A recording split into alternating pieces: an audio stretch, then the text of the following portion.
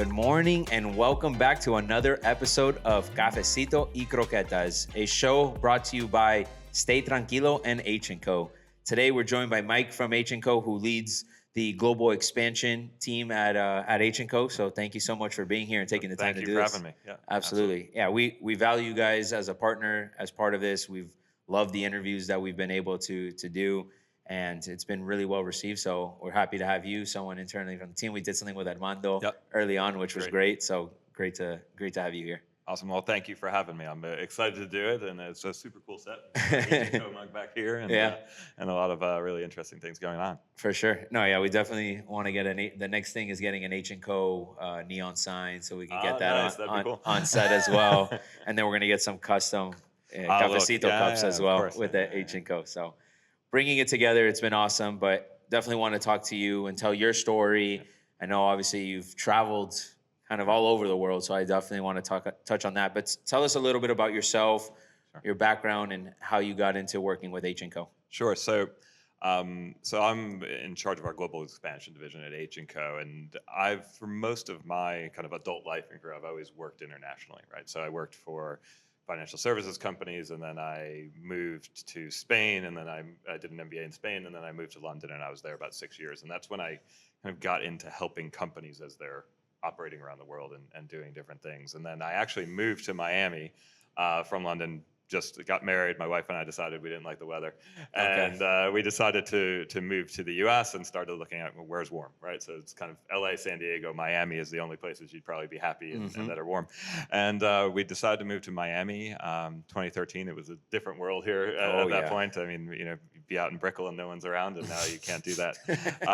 And I ended up joining a company that was really helping companies that would incorporate and need to go into new countries around the world. So it kind of took what I've been traveling kind of from my early 20s on. I've been to, I think, well over 100 countries and helped clients go into a lot of countries like that. So I've spent a long time doing that and helping companies do it. And I met Armando I guess it was about 1.5 to 2 years ago. And we started chatting about what he was building at H&Co and what the plans were for the future. And I got super excited about it. And so decided to join them and help build out really our ability to help, whether it's a US company going into somewhere like Brazil or Mexico or Argentina, or sometimes it's a Brazilian company who wants to go to Colombia or wants to come to the US or also go to Europe or Asia. So that's really what I do, and what we do is help them do that. I always kind of use the analogies. I like analogies for things, and it's like, so if you're, let's say you got a business trip, but maybe you're going up to New York and you've got a podcast to do up there with somebody, you're nervous about that. You want to get there. You want to get there on time. You want to make the meeting, and that's your job, right? Your job is to book the flight and to get there and to do it and do well. But you don't think about who's flying the plane. Are they qualified? Hope the airline makes sure of that, right? Who built the engine? Is the engine good? Like, that should be good. That's how I look at us, right? Our job is to just help people get where they want to go so they can achieve what they want to do, so they don't have to worry about the logistics of it, and they don't have to worry about, once they're there, how's it going to work? Absolutely. And I guess my first question, based off of the global expansion component, right? What have you seen kind of like the evolution since, you've been doing this with different companies now, but now with H&Co, but what's kind of like the evolution of it? Are you seeing more companies want to expand globally? What's kind of the rationale why a company would want to expand globally? Yeah, no, I think, look, the why is normally a few reasons, right? So one would be, they've got an audience there that they want to sell to, right? So I think you're definitely seeing more of that, right? The world has become a place where something gets on wherever it is, TikTok, it gets on Instagram, it gets wherever, and then all of a sudden the markets open up. Whereas it used to be, you were in your country, you did well, and maybe that's all you ever did. But the demand is now there from different places. Right. You've got economies in places like a Brazil, like a Mexico, Chile and Latin America, Europe, and then you've got the Middle East, like Saudi Arabia, and different places boosting up, where there's just huge demand for products from different companies, and so people want to access that, right? The other side is sometimes, if you here in Miami, right, the salaries have gotten quite high for different roles, right? It's expensive if you're a company here, and you want to employ certain types of people. So sometimes they look for other places to do that. India, Costa Rica have been popular for a long time for that, to have, whether it's call center or back office staff. But we're starting to see places like Colombia. Colombia has become really, really huge for that. Chile as well.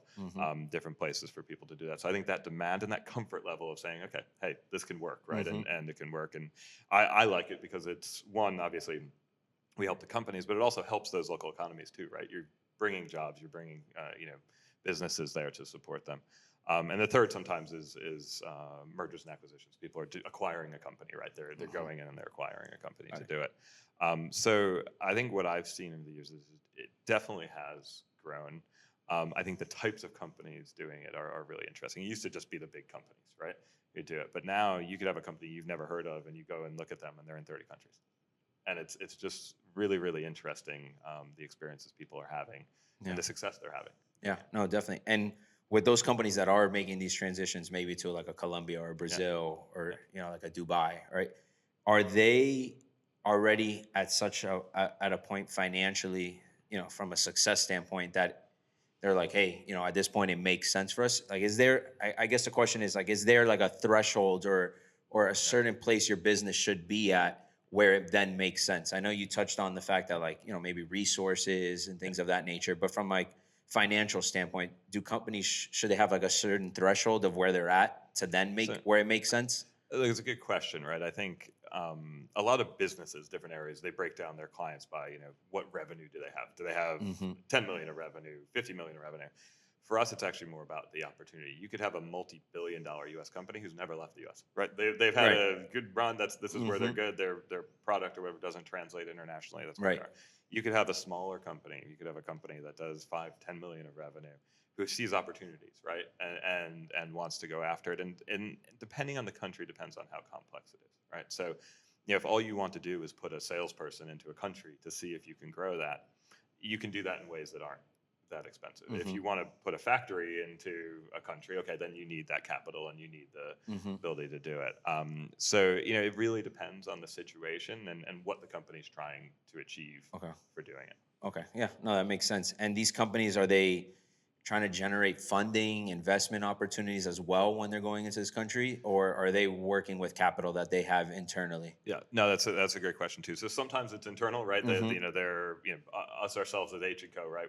We've expanded into 30 countries, right? And that's been by the hard work of Armando and his team and entering into those countries. Sometimes through acquisitions where you can fund that from banks or otherwise, but sometimes just from the capital of the company, right? Other companies, and you see this often in like tech startups or otherwise, they may get investment or funding based on the fact that they're saying, hey, I'm doing well in the US, I need funding to be able to expand globally. Right. And that might be the reason that they actually get funding, is to go and do that. And then, that would drive it. Okay, got it.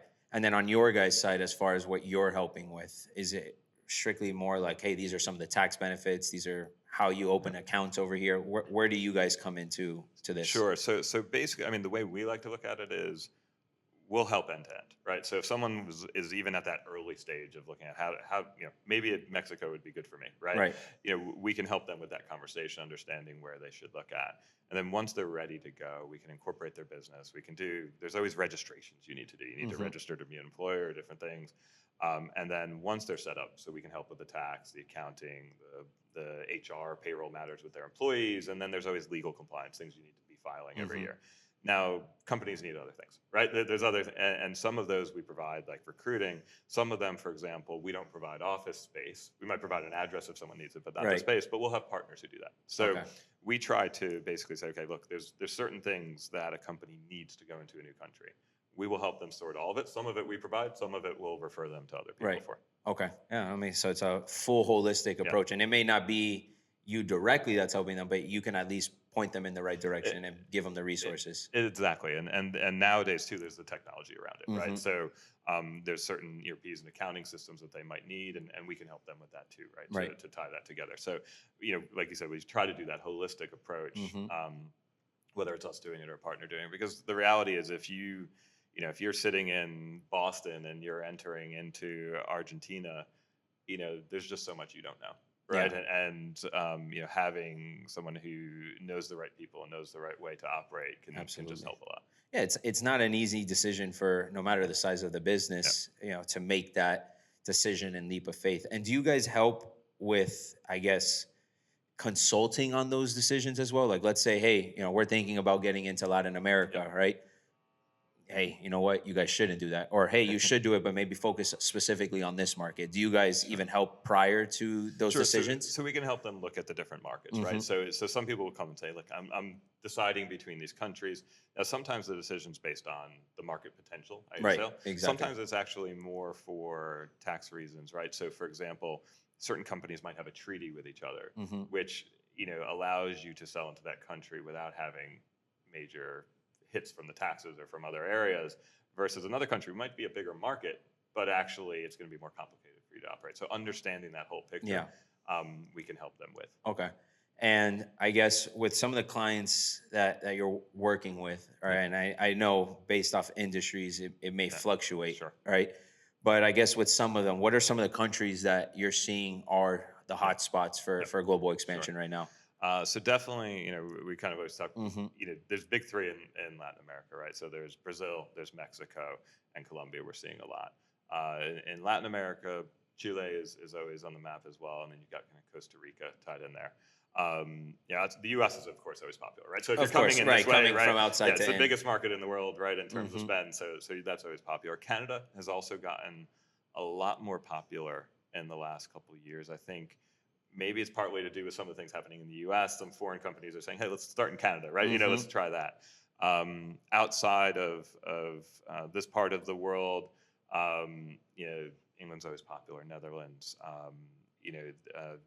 Dubai and Saudi Arabia have gotten incredibly popular. So the UAE, Saudi Arabia has really become a place where only certain types of companies went 5-10 years ago who were more focused on the oil and gas or otherwise, but now everybody, like normally it used to be you had a conversation about UAE, then it was specifically about Dubai, and people centered their Middle East or Africa business, kind of headquartered it there. And that was the conversation, right? And then how'd they go? Maybe Egypt was talked about it otherwise. Now, normally that conversation has both of them in there. So you're talking about UAE and you're talking about Saudi in the same situation. Asia, Australia's, I think for people from the U.S., Australia is easier to understand, right? And in markets similar. So going there, and then Japan's always interesting. Of course, China's very complex, but it's a big market, right? So people look at it as well. And then do you see kind of a common denominator across specific industries, right? You alluded to like tech or, maybe CPG brands. Like, is there a theme of like where specific industries, like maybe CPG is more popular in Colombia? Oh, in terms of, So, I mean, it is a mix, right? Because it depends on why they're going in. Exactly. Tech, they could be, sometimes you see these tech companies and they're in 40, 50 countries and they had to, go in there to access it. You do see, certain brands. So, for example, Mexico, right?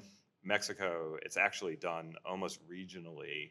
Each kind of part has there might be an area that focuses more on car manufacturing, right? And a different area that focuses on areas. So there, you see that kind of moving around and going there. Then sometimes you'll have a country that like opens up more to something, right? So they'll might be open up to gaming or something like that going in. But it really gets a mix, right? I mean, I think there's certain countries that have historically been more about the way that you structure your investment. So like a Netherlands, a Luxembourg, a British Virgin Islands. So there you see clients using it less because they're selling into those places, but more to maximize tariffs or maximize treaties that allow them to operate. And you brought up the word that I actually, as you were talking, kind of came into my mind, the taraffs, right? Obviously, tariffs have been a huge conversation going on. How does that affect kind of these businesses now globally, obviously? Because look, I've found it really interesting. So my first job out of college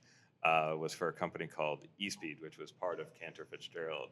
And the CEO then, and well, technically not still today, is Howard Lutnick, who is now the Commerce Secretary under Trump, right? And I saw him during the campaign, Trump talking about tariffs, and I thought, like, this is going to happen, right? Like, these guys are serious about this. This isn't like just talk, right? And I think, look, some people would argue that there has been tariffs that coming against the U.S. for years and years and years, and we had agreements kind of post the World Wars and otherwise to not reciprocate those. But that was a long time ago, right? Right. And Things so, change, yeah. so I think you can understand it to a certain extent, Mm-hmm. right? Now, whether the really high end of it has been more about negotiation or about long-term remains to be seen, Exactly. right? But I think Trump's also been relatively open that it's somewhat about negotiation, Right. right? I think our clients are looking at it. What's interesting is no one is, the good companies, the smart companies, they don't look at it and say, oh, I can't do business. They look at it and say, okay, what do I need to do to maximize my business now in a new environment? Right. So what you're seeing, so for example, right, the tariffs on China, right, and going there, you're seeing companies say, and this has been a conversation now for a few years anyway, they call it kind of nearshoring, right? So especially post-COVID, when logistics were an issue, from Asia moving products into the US or otherwise, that was happening already. But now you're seeing companies say, well, wait a second, all right, I can now, if I nearshore to Mexico, and instead of producing in China, instead of having those tariffs on my goods there, they're coming from Mexico, where I have a better treaty, a better relationship. So, so you are seeing people looking at moving where they produce things, right, what they do to that. Even to that matter, Chinese companies, right, can look at, hey, well, if I produce here, I'm seen as a Mexican company, which is something else Trump's actually looking at. But true. They become seen as the company where it's produced, and there's a lot of rules around that and complexity. The other thing, which is really interesting, one of the goals I think of the administration, what they've stated, is to bring jobs back to the U.S. Right. Right.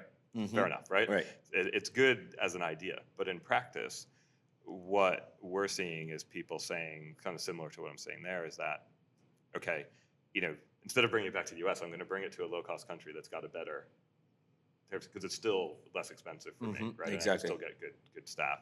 The other thing we're seeing is actually U.S. companies who are now getting hit by counter-tariffs, saying, well, wait a second, if I'm producing in the U.S., I've actually got issues because I got to face those counter-tariffs. Right. So I need to look at, what if I move my production from the U.S.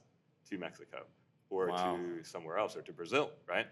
Which is the total opposite of actually what they're trying to achieve. Interesting. Now, I don't think too many people have executed on that yet, because they're trying to see where everything falls out. It's still so fresh and new that you don't really know. But we're seeing the questions get asked. Very interesting. I need to actually, which is, it's almost counterintuitive, but it's actually makes sense from a business perspective. Yeah, no, it's true. I mean, it's definitely shaken up pretty much every industry across the board. And like, to your point, the goal was bring jobs, bring opportunity into states, bring in more of the economy-driven dollars into the states. But the way I've kind of always looked at it, since it's kind of been evolving and unfolding, is on paper that obviously sounds like a great idea, but reality is, like, that's not going to happen overnight, right? And to your point here, people are trying to find other opportunities that just make more business sense, right? And that might be, hey, I actually can't do it here. I might have to go to Mexico to do it because it's just more fiscally responsible as a company. Yeah, and look, you've seen that throughout time, right? It's not new with tariffs, right? I think in the first term of the Trump campaign, part of the promise was, we're going to bring mining, we're going to reopen the mines, right? We're going to do things like that. Which, to be honest, I don't know. Maybe they did somewhat, but reopening a mine takes 4 years and millions of dollars. It's not like you can just flip the switch and it's open tomorrow, right? But I think it gives people hope, right? And people like to believe in something, and it drives it. And look, I think with anything, there's good and there's bad. Of course, yeah, no, exactly. And problem is, like, these things take time, and then it's like, who's the next president? Are these things gonna, like, you're building this infrastructure? Does it even does this infrastructure even last? Yeah. And it's like, if you wanted to do this, why not build the infrastructure outright first, 100%, right? So that when these tariffs do kick in, the systems are already in motion. Here we are kicking these tariffs on, and then essentially a lot of these projects can't be done. And I think that's where a lot of these problems start from.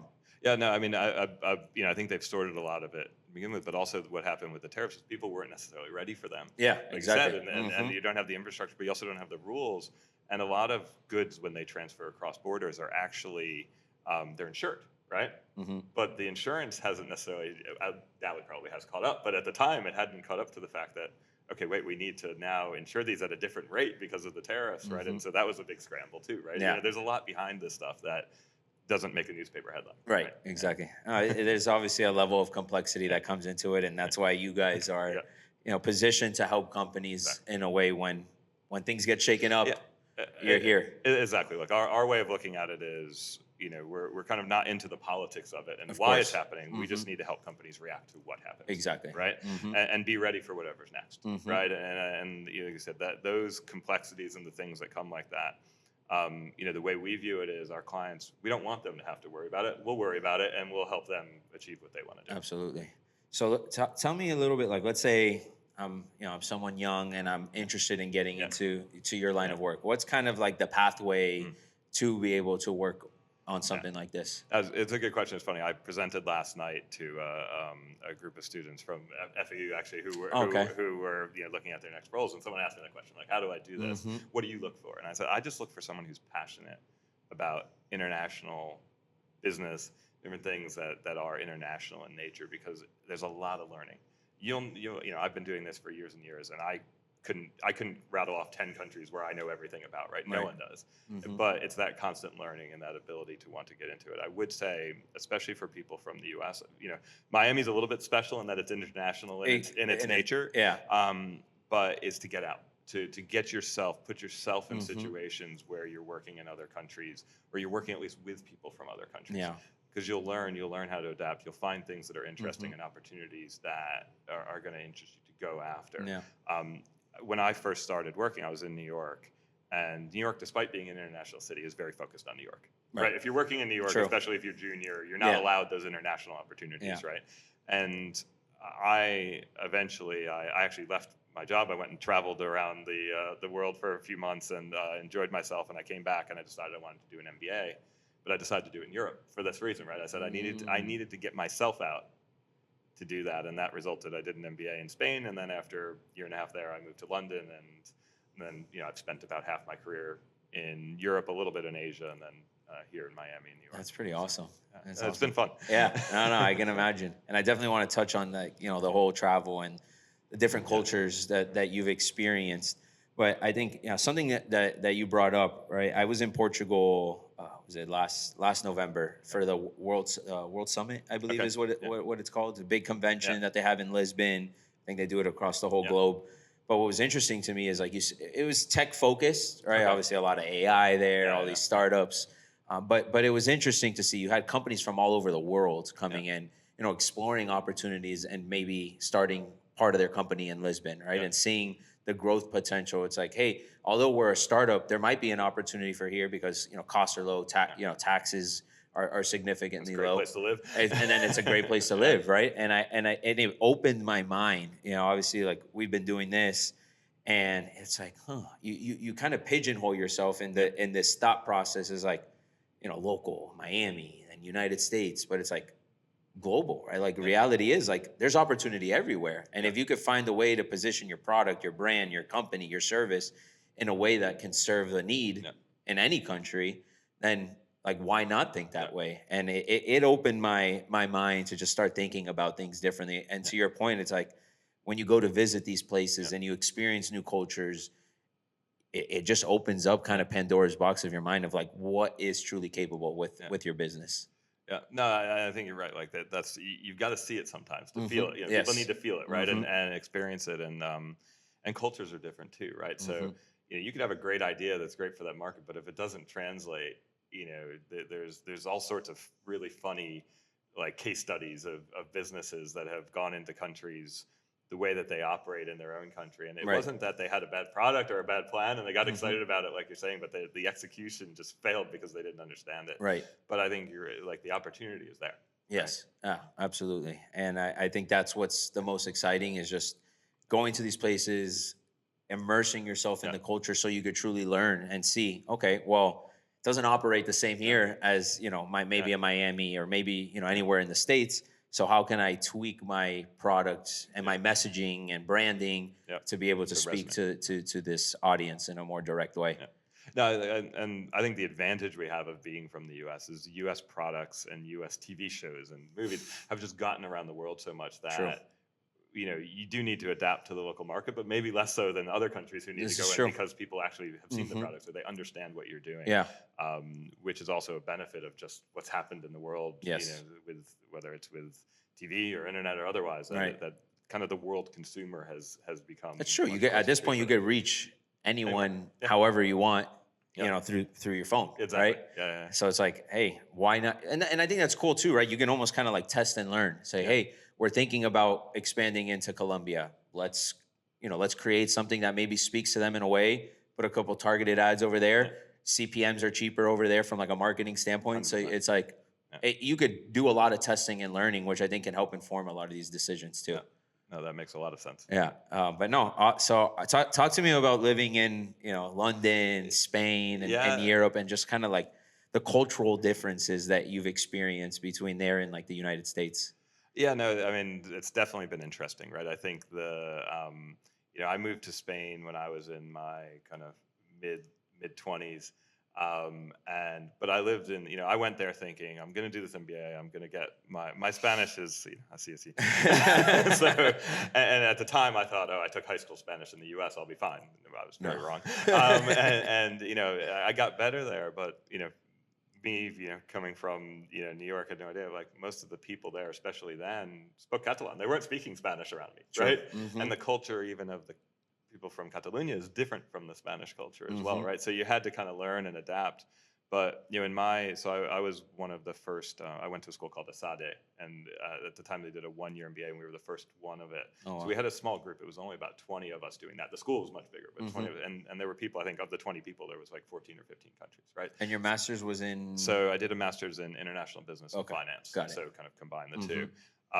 And you learned really quick the differences between people. The funny one was, Alberto, who was my flatmate, roommate, we used to throw kind of parties for people, and all the people from like Italy, from Spain, always late, right? You'd say the party starts at whatever date, whatever time, and hour and a half later they'd show up. And then we started figuring out that we needed help, right? Because you had to set up the party. So we'd schedule it, like if we wanted people to get there at 10:30, we'd tell people it started at 9. We'd know the 2 Swiss guys would be there at 9 to help us set up. Right? So they would be on time. That's amazing. And then it would transfer and go. But these things come into business too, right? You kind of know, okay, I remember the first job interview I had, because I was trying to interview for jobs in Spain. I thought I wanted to stay there. And the guy was an hour and a half late to meet me for the job interview. And I said, No way. What's going on here, right? Whoa. Like it's rude, right? Yeah. And what was explained to me, and he explained it to me when he got there, he said, look, in my culture and the way I work is the meeting you're in and what you're doing at that moment is more important than whatever else is going to happen after. And so he's like, I wasn't being rude to you. It just would have been rude to the person I was with for me to leave what was a very important conversation and a good thing going on. And he said, and I'll do the same with you.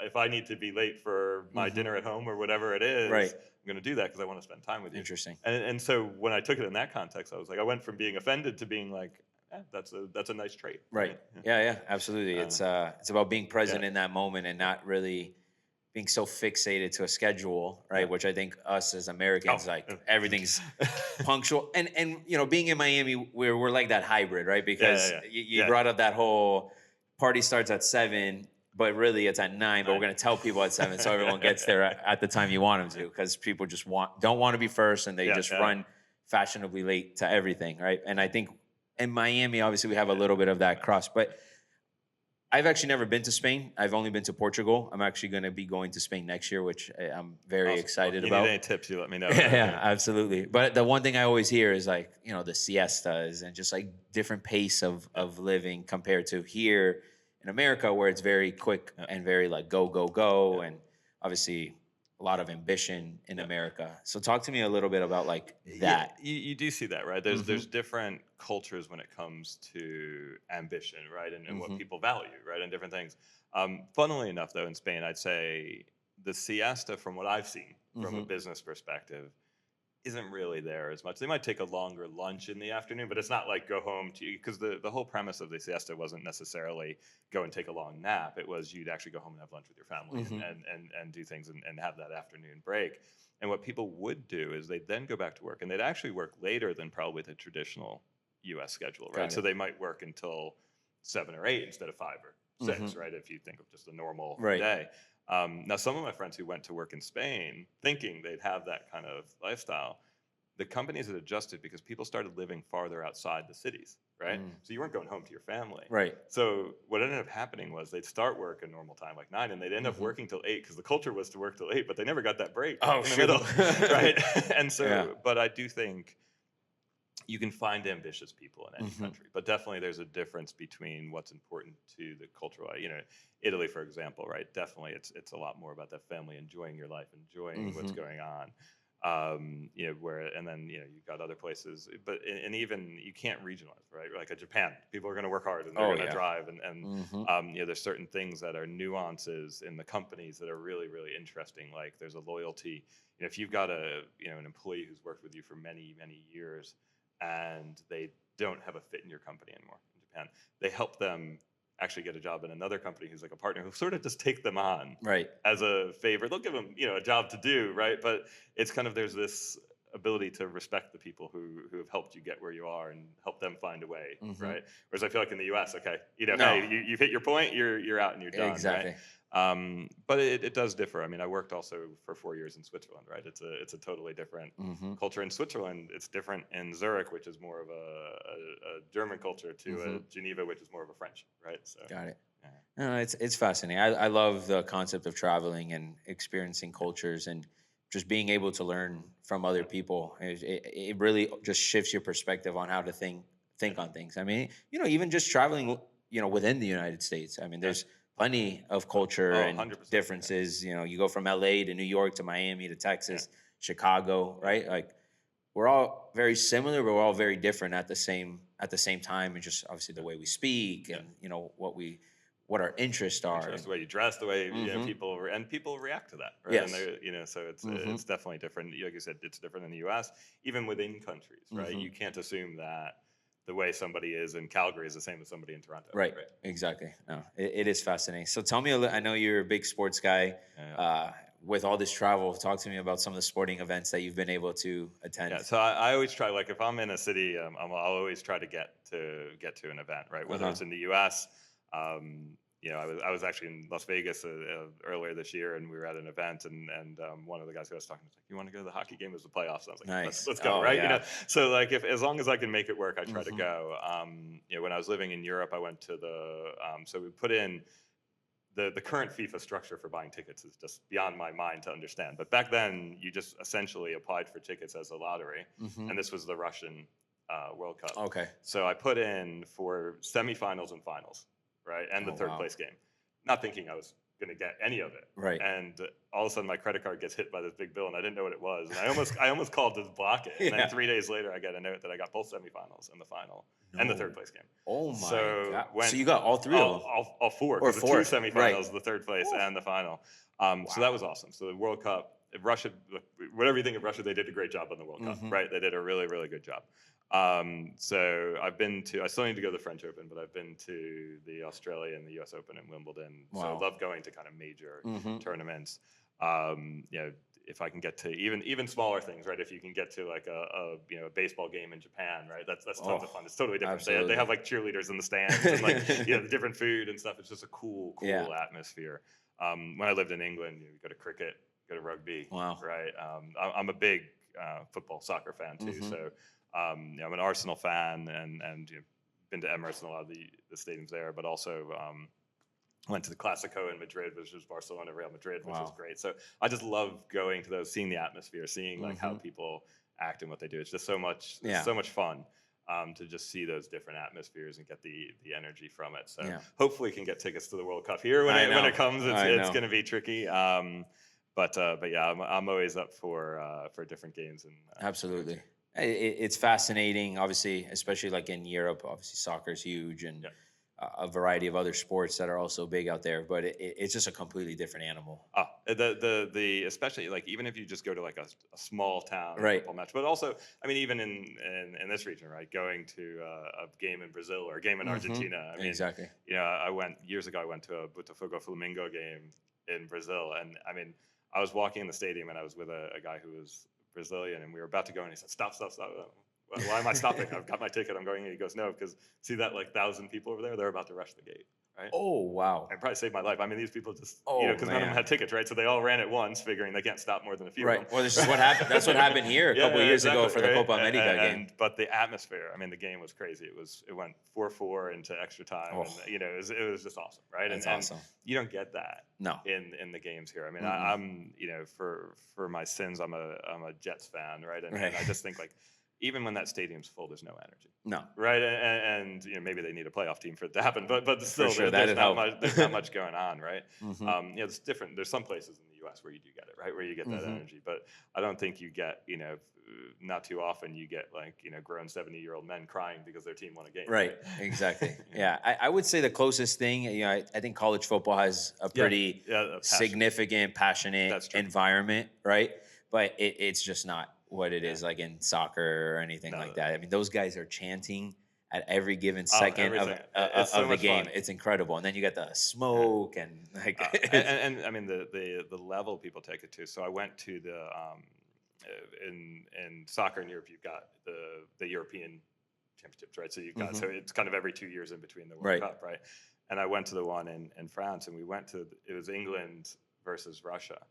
And I don't know if you remember, this was back years ago, the fights that were going on, not just at the game, but in the 2 days building up to the game in the city. And it was scary. Yeah. Like, and there was a point where right at the end of the game, England was winning, and the Russian fans just started punching and hitting anybody they could. Man. And I was there, with my wife and a couple other people, and we're like, we need to get out of here. This is stop being fun, right? This is stop being fun, right? They've crossed the line of where the energy is like fun and exciting. Now it's like, this is dangerous. This is but that's also the passion. That comes with it, right? It's personal, it's passion. Like it is a unique experience. It's funny how they say, in the U.S. in meetings don't talk politics, right? Right. Sometimes in Europe or other parts, just don't talk about your football team, because you never know who the person across the table supports, right? Yeah, no, it's awesome. It's awesome. I mean, you've lived a great life, of travel, and I think that's always a very ambitious goal for a lot of people. So to be able to intertwine that with your line of work is great, and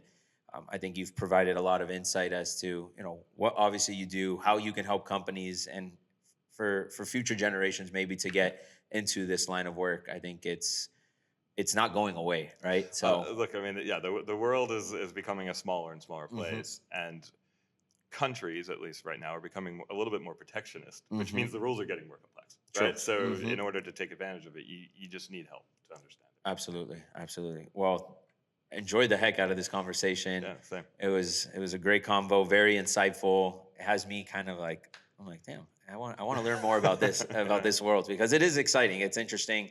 Like I said, I love just kind of like the whole cultural component and the global component of business and just lifestyle as well. I think it's always so interesting. So maybe we got to do another one of these down the line. Yeah. Well, happy to do another one. Absolutely. But yeah, we can dive into some different topics. So for sure, it's been a lot of fun. Awesome. Well, thank you guys as always for tuning in. I hope you enjoyed your cafecito and your croquetas. Cheers. And we will see you on Friday. Thank you guys.